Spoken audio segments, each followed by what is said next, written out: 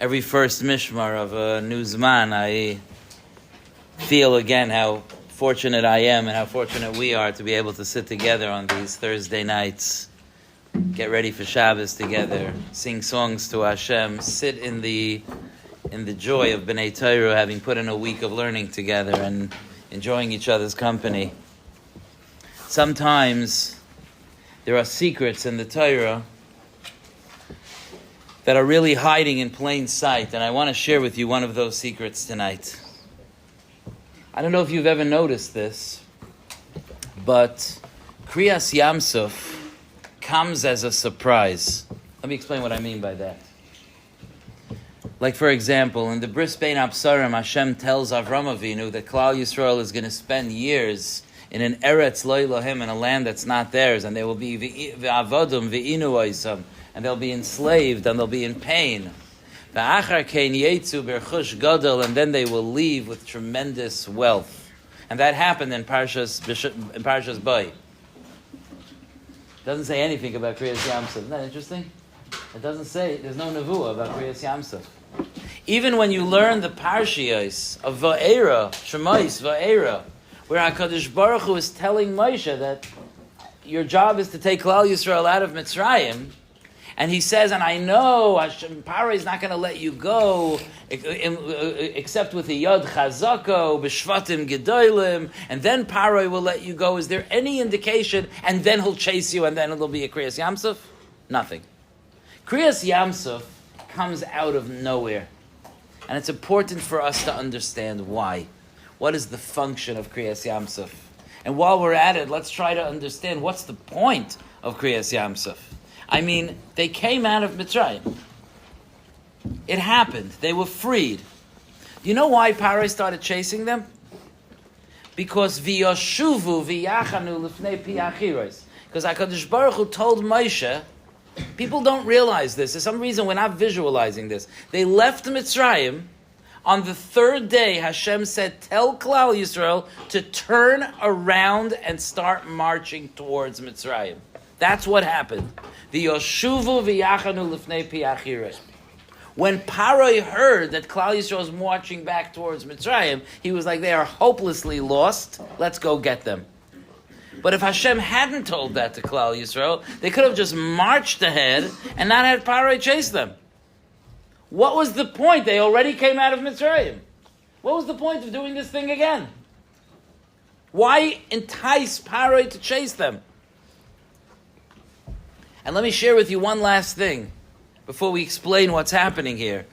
There's a Yalkut, there's a Medrash that says that when they went back to Pi Hachiros, Lefnei Baal Tzafain, which is in front of the Avodah Zarah of Baal Tzafain, they turned back and they went towards this Avodah Zarah called Baal Tzafain. The Yalkut says something astonishing.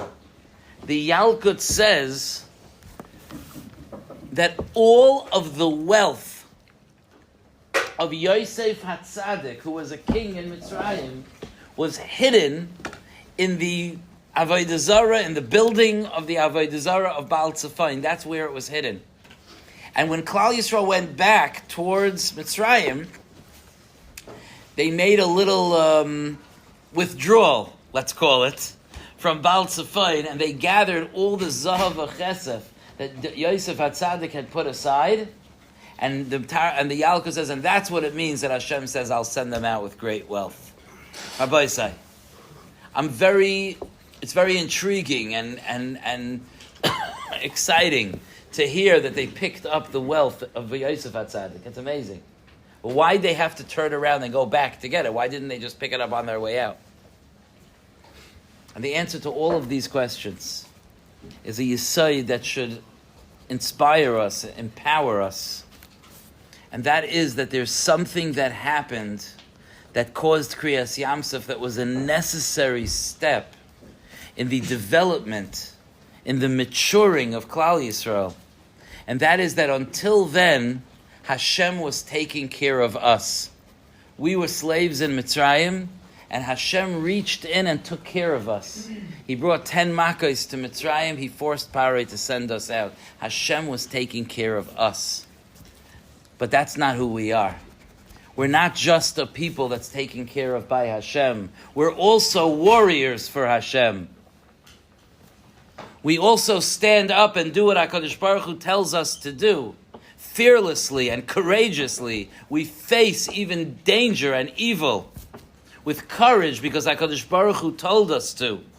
And it was necessary to start developing, it was a process, but to start developing that fiber, that moral fiber within the mahus of Klal Yisrael,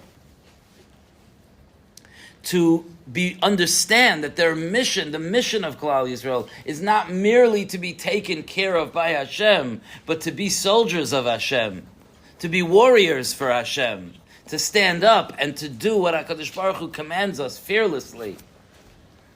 And that's what happened. HaKadosh Baruch Hu told Moshe, tell Klal Yisrael to turn around and walk towards Mitzrayim. That act of turning around and walking towards Mitzrayim, Rabbi Sonnenschein, was the first act of Jewish heroism in history.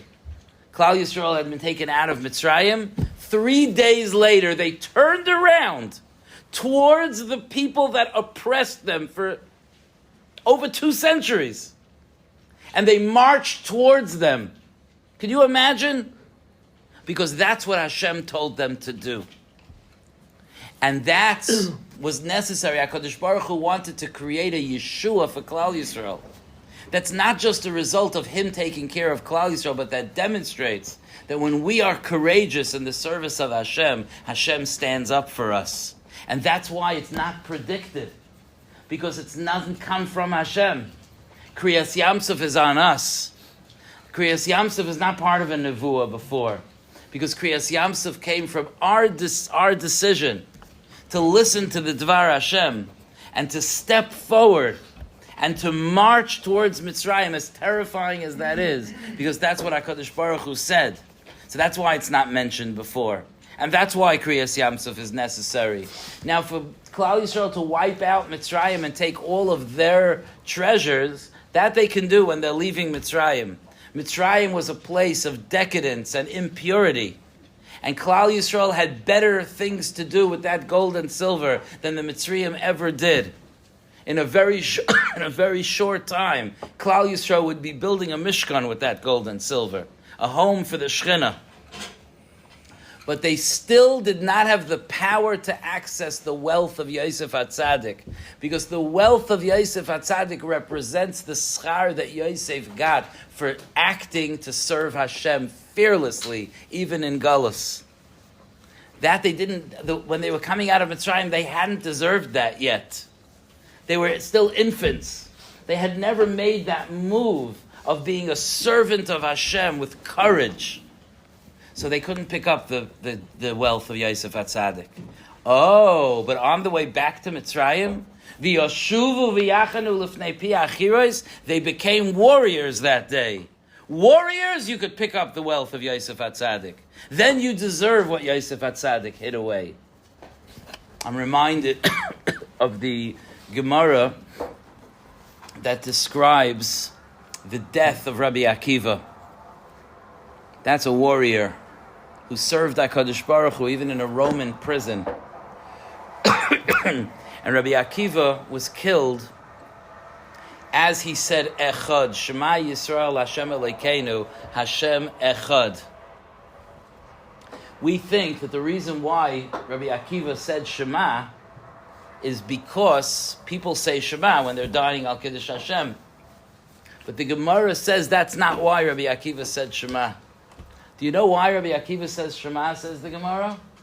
The Gemara says, Zman Kriya Shema Hoya. It was time to say Shema. To me, that is one of the most inspiring Gemaras in Shas. And I imagine to myself this holy Rabbi Akiva being pulled out of prison and led towards the horrific, torturous death. And he's being led towards death. And instead of getting consumed by the fear and the difficulty that he was going through, there were no watches in those days, so I mean this figuratively, but he looks at his watch, he's like, oh, it's almost Man Kriya Shema. Shema Yisrael. It's time to say Shema. You're in the middle of taking me out to kill me? I'm sorry, it doesn't work with your schedule. But I serve HaKadosh Baruch Hu. I'm on the clock here. I serve HaKadosh Baruch Hu. Zman Kriya Shema Hoya, says the Gemara. That's the courage. That's a warrior of Hashem who stays cognizant of his responsibilities no matter what's happening. And I think this is important for us, both when we think about the threats on the outside and when we think about the threats on the inside. The threats on the outside, we have to keep reminding ourselves. We have to keep reminding ourselves that Yeshua comes from HaKadosh Baruch Hu. That's where the Yeshua comes. If you investigate so many of the victories that Eretz Yisrael has had over the last decades, and even over the last year or two, so many of them are not explainable al pi derech hateva. Hashem yilachem lachem. Hashem fights for us. And that's because we recognize that we are warriors for Hashem, and we are acting in the service of Hashem. Each part of Klal Yisrael and each Messiah of Klal Yisrael following the directives of their Rabbeim and their leaders, forming a harmony of serving Hashem, of all the different nuschais and the different paths of serving Hashem together. A courageous nation in Galus, after 2,000 years of Galus, serving HaKadosh Baruch Hu.